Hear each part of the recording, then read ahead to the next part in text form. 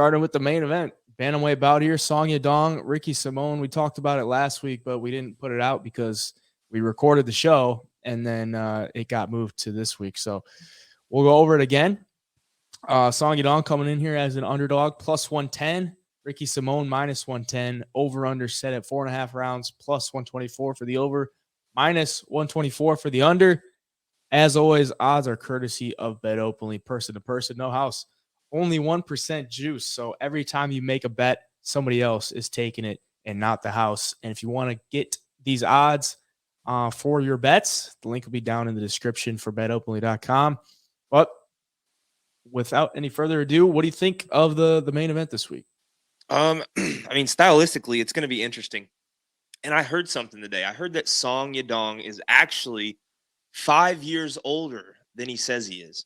So he's listed at 25 years old. Yeah. And he's actually 30. According to people that are close to him growing up.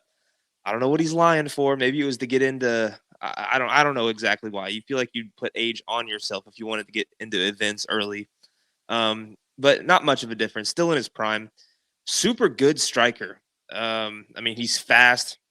He has good pressure on the feet. He throws good combinations. He's tough. But, I mean, he's going to have to deal with that grappling and that pace of Ricky Simone early. Ricky's going to be looking to get it to the ground. And Ricky's kind of, for me at least, is this dark horse of this division. You saw him take out the undefeated Jack Shore in a fight where I'm pretty sure he was a pretty sizable underdog in that one. And he made, there towards the end of that fight, he made it look easy. And I was super impressed with him in that fight. He's currently on a 5-fight win streak, beating Rafael Assunção, Brian Kelleher, Perello, and Ray Borg. And you look at the fights prior to Jack Shore. I mean, Assunção obviously older. We just saw him get reverse triangled. So that one's not really aging too well. And then Brian Kelleher has kind of been a 50-50 fighter over the last couple of years. But if he can get past Song Yadong here, I mean, I think the future is super bright for Ricky Simone. That's a big ask. I just think in a 5-round fight, a guy with good cardio, good striking like Song Yadong is going to cause Ricky Simone some problems if Simone can't continue to get the takedowns as the fight goes on. Because I thought Corey Sandhagen would beat Song Yadong in that fight, but I was super impressed with how well Song Yadong was able to hang with him on the feet. I mean, at times, if I'm being honest, he looked a lot better than Chito Vera did in there against Corey Sandhagen. I know he ended up losing via TKO from a doctor stoppage with that cut. But, yeah, man, it's so hard to pick a side without seeing the first 2 rounds at least of this fight, just because you don't know how successful Simone's going to be with the wrestling. And, yeah, it all comes down to that takedown defense of Yadong. But for the pick, I'm going to stick with Song Yadong. I think the experience over good fighters like Corey Sandhagen is going to take him far here. I mean, he's beaten Marlon Moraes, Julio Arce, Casey Kinney, fought Kyler Phillips, Chito Vera. He's got a win over Chito Vera. Cody Stamen. I mean, the list goes on, man. He's fought some good fighters compared to Ricky Simone. So I'm going to stay on the side of Song Yadong for the pick. Betting wise, it's going to be one of those things. I gotta wait and see what the line does as the week goes on. Well, if he is 25, he has fought a ton of people for being 25. I mean, like you just said, a bunch of big names in the bantamweight division. He's getting another one here, Ricky Simone, who is an absolute dog. Like, he came into the UFC and won 3 fights in a row, Marab, Montel, Ronnie Yaya, and then lost 2, and then ever since he's won 5 in a row. So, I mean, he had a little losing streak there of 2 against 2 of the top of the division, and then came back against guys below him, got some wins, and then just took out the undefeated Jack Shore. So it seems like he's got a lot of momentum coming into this one.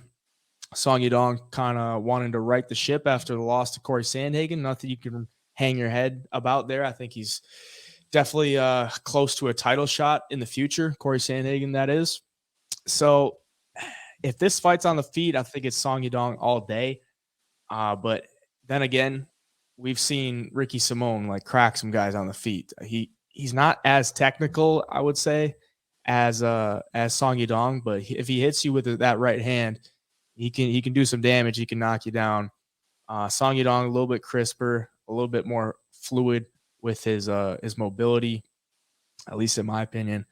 And I think that's probably going to be the difference. I mean, we've seen all these fights where one guy's shooting a takedown, one guy wants to strike, and it seems like they're rewarding the striking a little bit more than the takedowns. But as we saw last week, if you can get him down and hold him down like Mo Usman did, then if they just can't get anything off, so they have to give you the round. But I don't think Song Yadong is going to be very easy to hold down. I mean, we're talking bantamweights here, and for Ricky Simone to chain wrestle for 5 rounds is like Merab Dvalishvili level. So I mean, Yeah. he does have a win over Merab Dvalishvili, but I don't think he's on that level, at least cardio wise or chain wrestling wise, as Merab. Maybe he does. Maybe he does do that, but I think the value, at least for the dog, is on the dog. I mean, Song was plus 130 last week when we talked about it. Now he's plus 110, so he's getting a little bit more money on him as the week passed. But I could still see it. I mean, plus 110 on Song Yadong, who he's been tested against the top of the division. He's probably going to have a striking edge, and he's got really good wrestling as well. I mean, he's got some solid takedown defense, 71%.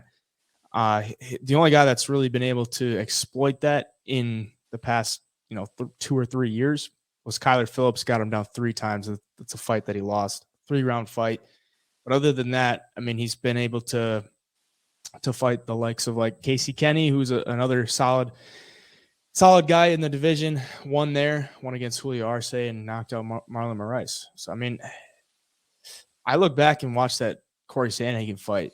Like that first round with Corey, he was clipping him a couple times. And if he clips Simone like that a couple times in the first or second round, it might be a game changer as far as the fight goes on. So I'll take Song for the pick. But honestly, I think it's probably pretty properly priced. It's probably around to pick 'em. You're getting slight plus money on Song. But got anything else on the main? Just that, I saw a stat the other day that fighters that open as the underdog and flip to the favorite by the time the fight starts are winning at like a 65% clip.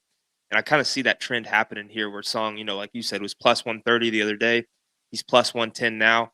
Not going to be surprised if he's minus 110, minus 120 by the time the fight rolls around. So maybe that's something to keep in mind too. If you're into the whole stat thing while betting, that's about all I got, man. It should be a good fight if I'm being honest.